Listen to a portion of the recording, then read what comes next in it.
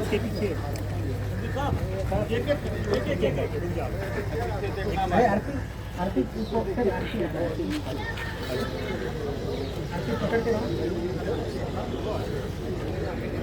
संविधान को मानकर आत्मसमर्पण कर दिए और संजीव भाई को कहने पर हम मुख्यधारा में जुड़ रहे हैं और संदीप जी को कहने को लिए जो उसको भी बात मान के मुख्यधारा में जुड़ गए हैं।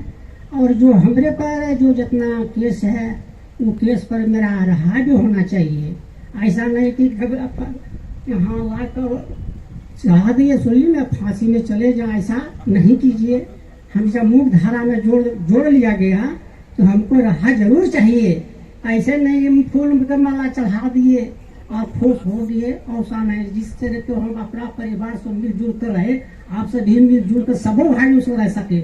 ऐसा नहीं कि फांसी पे चले जाइए बस हो गया खेला खत्म। तो हम ऐसा नहीं चाहते हैं। हम भी चाहते हैं संविधान को मान के चलाए तभी हम आए। तो ऐसा सबों भाइयों से हम अनुरोध करते हैं कि हमारा रहा जरूर चाहिए। यही कहने के बाद हम अपना बातों पे समाप्त करते हैं। सबों को प्रणाम। विश्वास है कि हम जो है ठीक ठाक से रहेंगे, किसी तरह दिक्कत नहीं होंगे। इसीलिए हम चलाए। बहुत कष्ट लगा, इसलिए हम लोग बहुत कठिन से गुजर रहे थे।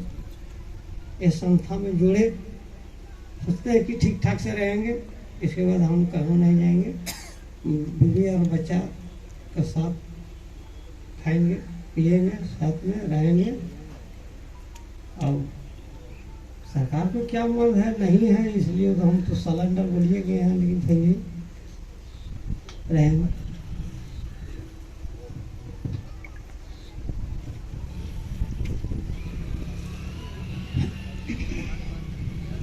आते सारे खाली ग्राउंड हमारे संजीव भाई समक्ष है। हम मुख्य धारा में आ गए।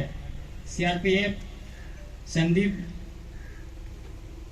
सर के नेतृत्व में हम लोग तीनों आदमी मुख्य धारा में जुड़ गए और चाहते हैं कि हम समाज में ही मिल के जुल के रहेंगे। इतना ही बोलते हैं। समर्पण किए हैं, इसके लिए मैं उनका स्वागत करता हूं समाज के मुख्य धारा में जुड़ने के लिए। और इस पूरे अभियान में जो सीआरपीएफ के पदाधिकारी हमारे सीआरपीएफ के डीआई साहब के नेतृत्व में काम किए हैं, मैं उन सभी को धन्यवाद देता हूं। आप सबको विदित है कि विगत 6 महीने के अंदर सीआरपीएफ का कैंप चोरमारा पैसरा भीमबांध में स्थापित हुआ और लगातार इन नक्सलियों पर नज़र रखी जा रही थी। इसके फलस्वरूप 2 महत्वपूर्ण इनकाउंटर भी हुए। एक लखीसराय जिला में हुआ, कुछ ही दिनों पहले पिछले सप्ताह जमुई में भी हुआ है, जिसमें महत्वपूर्ण नक्सली मारे गए हैं दोनों इनकाउंटर में। और लगातार दबिश पुलिस की सीआरपीएफ की संयुक्त कार्रवाई में बनी हुई थी, जिसके फलस्वरूप और कई सिविक एक्शन प्रोग्राम भी इस दौरान चलाए गए हैं, जिससे नक्सलियों को यह बात उनके परिवार वालों को हम लोग समझाने में सफल हुए हैं कि अब समय खत्म हो चुका है उनका। या तो आत्मसमर्पण करें और नहीं तो पुलिस के गोली का शिकार हों, जिसका 2 महत्वपूर्ण इनकाउंटर इसका उदाहरण रहा है। और इन्हीं सभी का ये परिणाम है कि आज ये सभी नक्सली समाज की मुख्य धारा में जुड़ने के लिए हम लोगों के समक्ष उपस्थित हुए और आत्मसमर्पण किए हैं। उन लोग का हम स्वागत करते हैं। और जो सरकार की तरफ से जो भी उन लोगों को पुनर्वास नीति के तहत सुविधाएं मिलनी हैं, उसके लिए हम अग्रतर कार्रवाई करेंगे। धन्यवाद। सर, ये पुलिस की दबिश माना जाए या उन लोगों का नक्सलवाद से मोह भंग क्या माना जाए? पुलिस की दबिश भी है, उनका मोह भंग भी है। क्योंकि पुलिस की दबिश जब भी बढ़ती है तो उनका मोह भंग होगा ही, क्योंकि उनके रहने खाने छिपने का जितने भी हाइड आउट्स हैं उस पर पुलिस का कब्जा हो चुका है। और आगे भी हम लोग का प्रयास रहेगा पूरा जो जमुई मुंगेर और लखीसराय का जो जंगली क्षेत्र है उसको पूरी तरीके से हम लोग फ्लश आउट कर दें और उस पर हमारा पुलिस का दबदबा बना रहेगा। और इसके लिए हम लोग सतत प्रयत्नशील। दशकों से इनका आतंक था, कितने जिलों में इनका प्रभाव था और कितने केसेस हैं अभी आप लोग को बता दिया गया है कि कितने केसेस इनके में है। डिटेल प्रेस ब्रीफ नोट आप लोग को मिल जाएगा।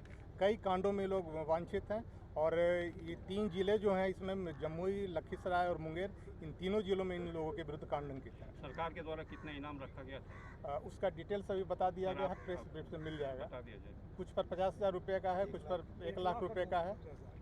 तो क्या लगता है आने वाले दिनों में जो और हार्डकोर नक्सली बचे हुए हम लोग को पूरी उम्मीद है कि आने वाले दिनों में अन्य हार्डकोर नक्सली भी समाज की मुख्यधारा में जुड़ने के लिए आएंगे। सर, पुनर्वासन के लिए इनके जो पुनर्वासन होगा उसके लिए क्या योजना है? वो सरकार की जो नीति है उसके तहत कार्रवाई होगी। सर जो लोग इस पे शामिल